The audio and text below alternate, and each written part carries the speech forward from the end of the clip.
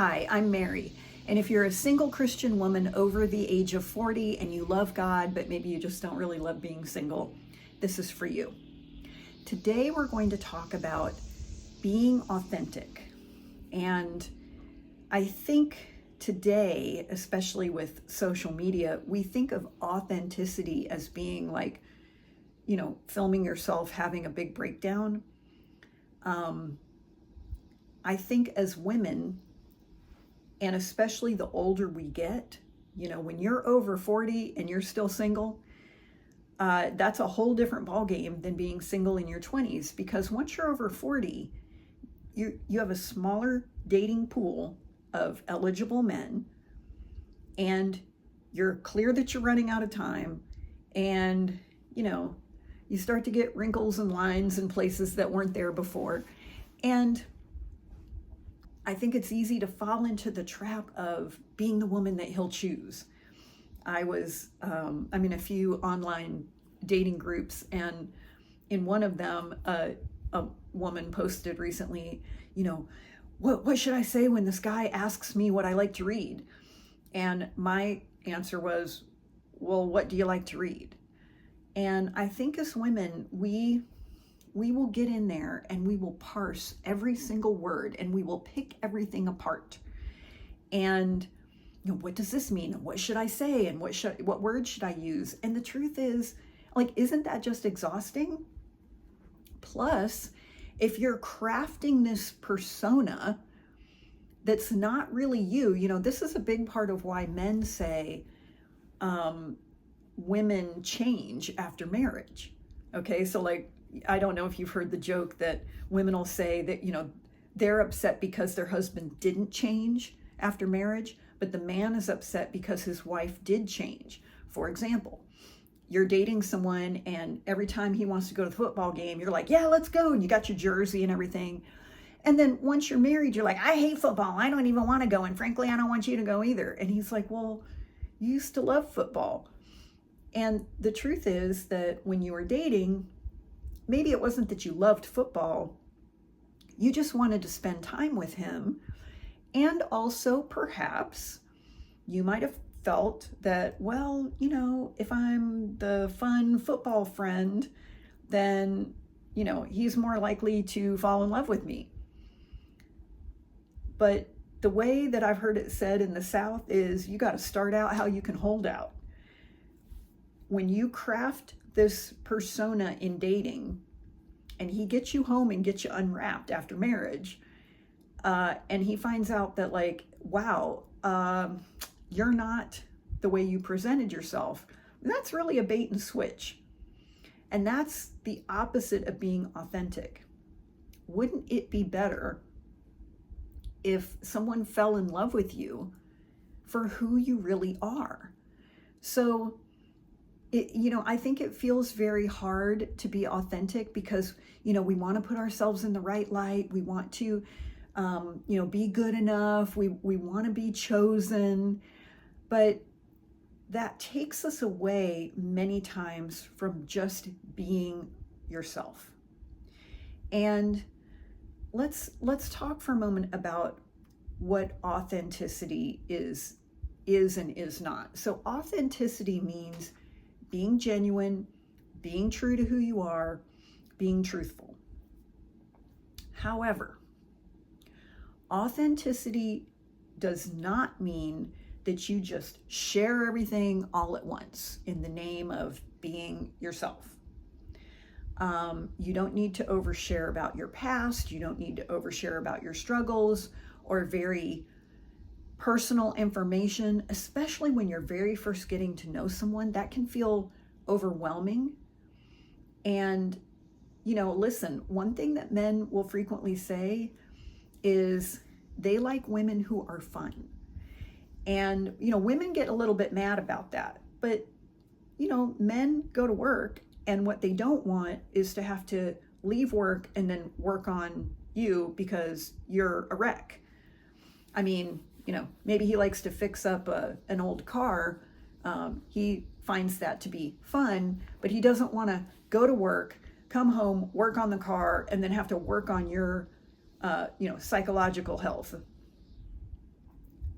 Authenticity is not about, quote, keeping it real or, quote, speaking truth to power. I hate that phrase. I've just really come to hate it.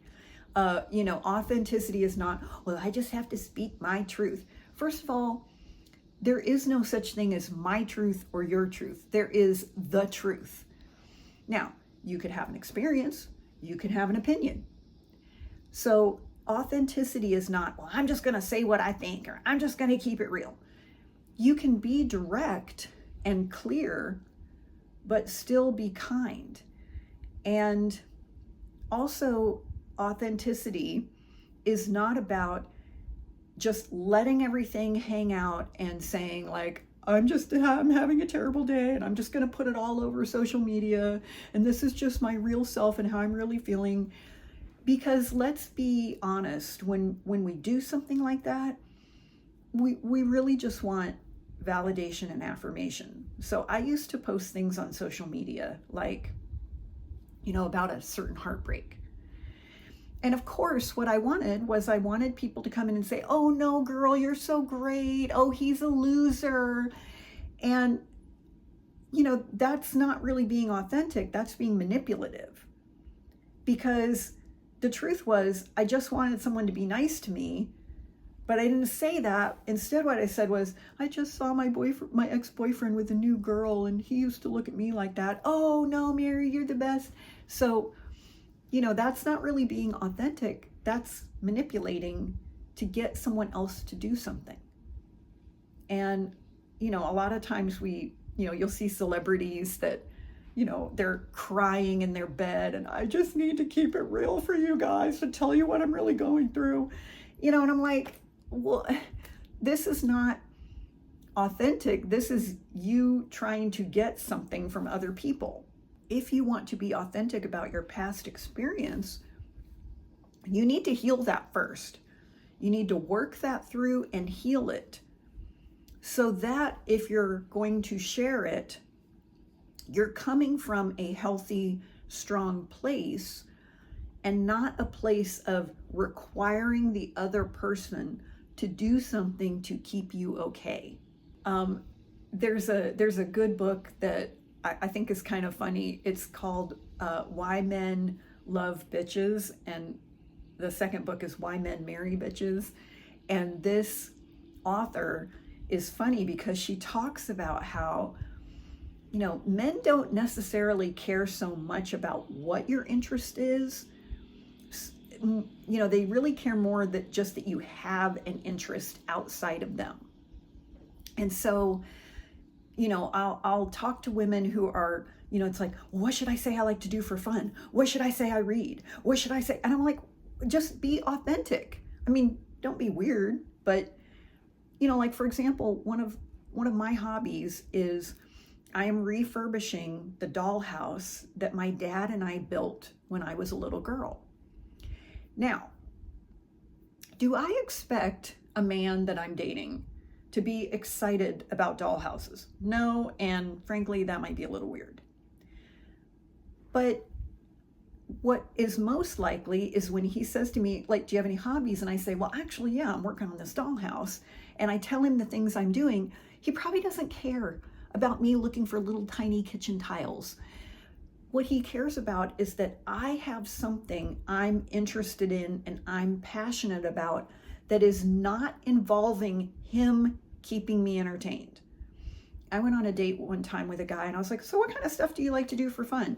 And he said, well, I don't really go do anything because I don't have anyone to do stuff with. And I was like, meh, meh, like big flashing red flag, because what I heard was, I'm going to have to be the entertainment committee and I'm going to have to keep him, interested in doing things. Like, you have a boring life, but you want me to come in and fix that. That just felt like a lot of pressure. So authenticity is responding from a place of truth about who you are as a person rather than saying what the other person wants to hear. That is not authentic. For example, when people ask me, what do I read? And a lot of my friends are, they're into, historical fiction or, gothic romance or, whatever. And when they ask me, do I read, what do I like to read for fiction? I'm just honest and I say, I really don't read a lot of fiction.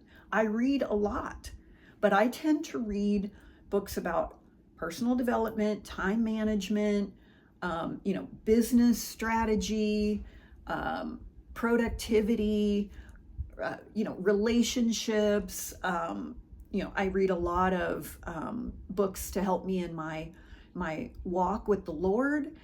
I tell them, like, I'm a nerd. I read the Wall Street Journal. I read a lot of, newspapers. I enjoy hearing what's going on in the economy.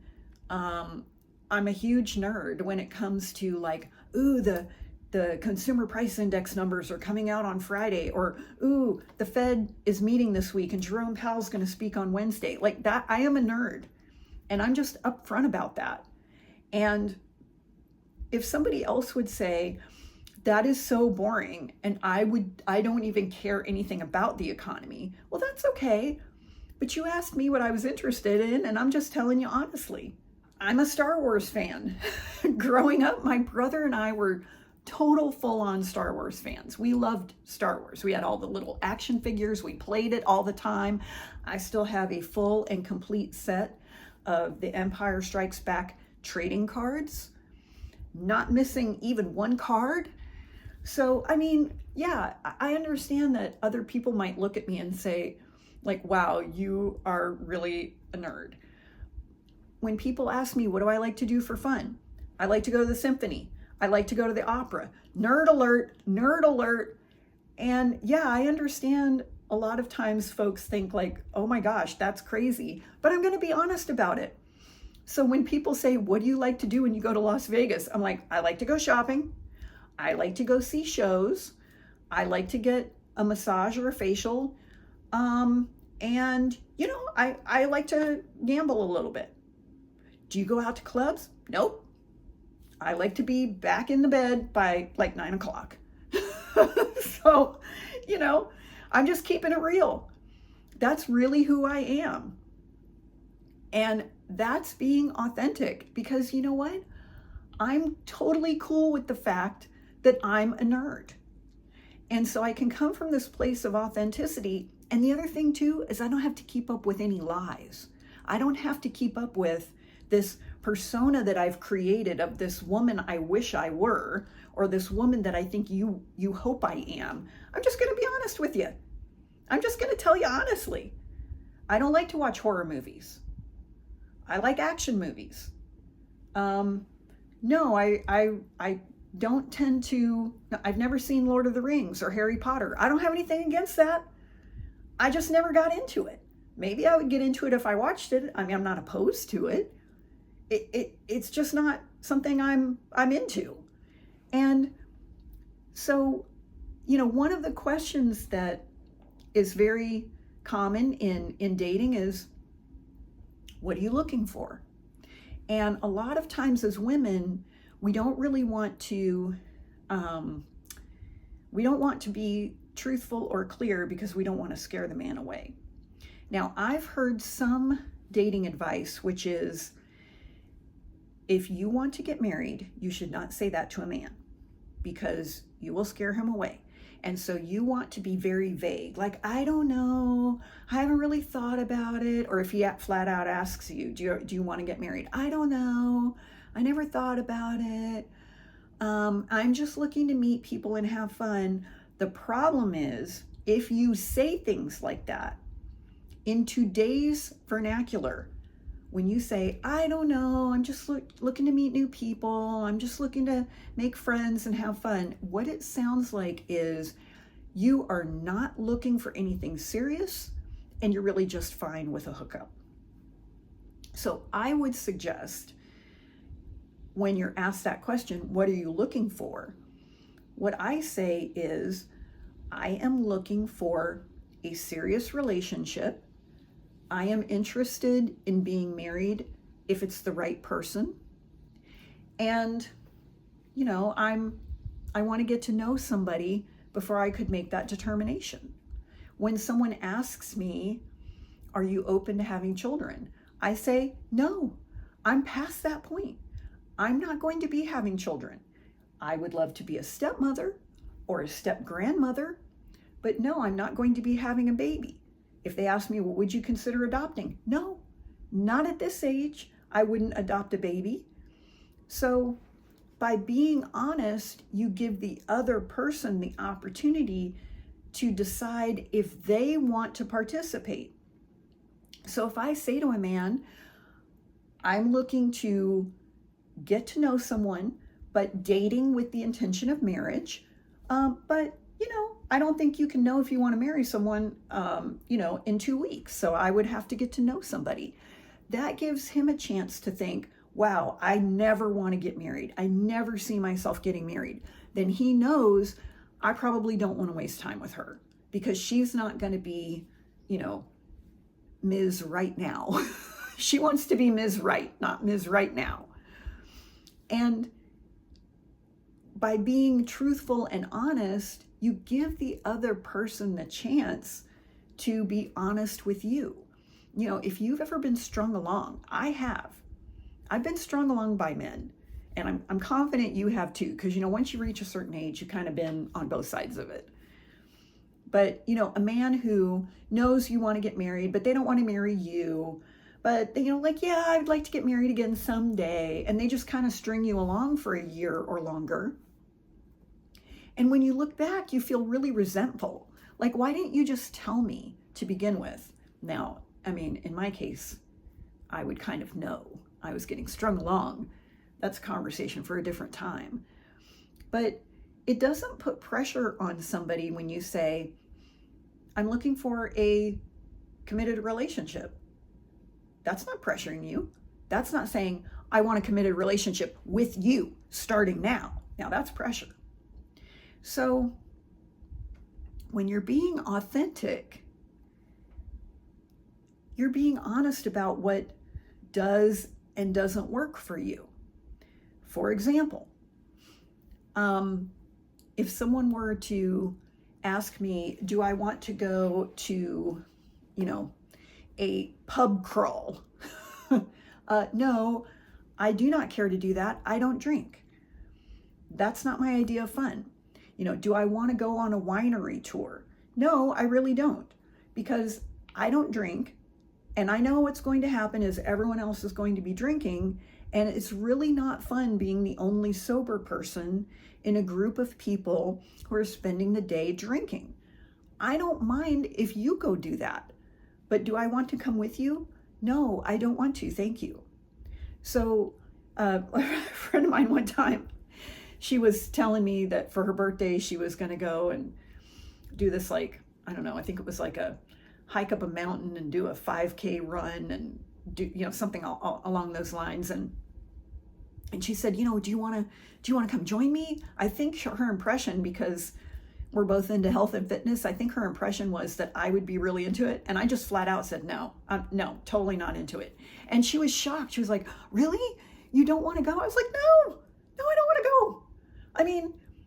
My idea of a run is I don't mind running to the mall, but running errands, I'll do a little, jogging interval in my cardio workout sometimes, but my days of running are over. I ran one 5K in my life and I did not enjoy it. At the beginning of the 5K, a friend of mine was like, you're going to be totally hooked after this. You just wait. This is your first one. You're going to want to do them all the time. At the finish line, he saw me and he's like, see, what'd you think? And I was like, I freaking hated it. I'm never doing this again. So, I'm just honest about it.